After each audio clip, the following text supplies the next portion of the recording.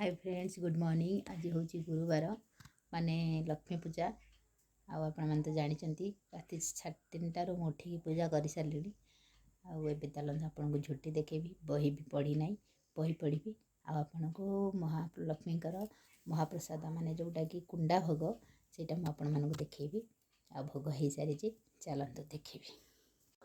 देखु फ्रेंड्स मत तो भल झोटी पकई आसेनी तथापि चेष्टा करी केमती देखा कमेंट निश्चित कहे। देखो ये सब झोटी जाक मु पकई आपण मानक केमती लगुच कमेंट निश्चित जनइबे।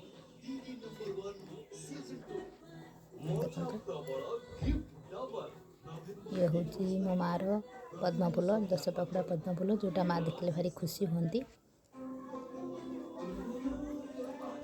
ये हूँ मो छोट ठाकुर घर ये मो माण खटुली आ भितर धान दिखाई माण बसी ये मो टोकई सब मो हांडी। एबे चलतु बही पढ़ा।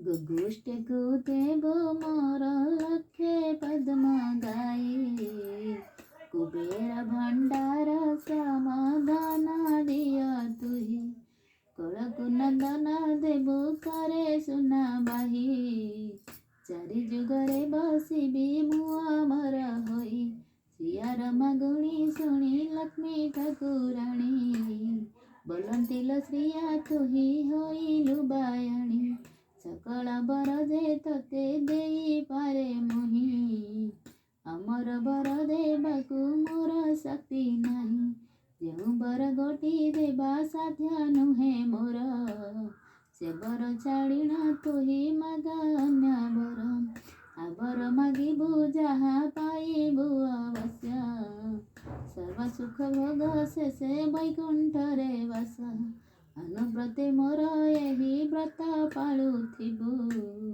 लक्ष्मी नारायणी पदे मते रखिथिबु हेमंत श्रियाकु प्रबोधिले ठाकुराणी भक्ति भरे पाद तले लटे चांडालुणी महालक्ष्मी पुराण ए अमृत समान अनेक ग्रंथरु एहा होइछि लेखन।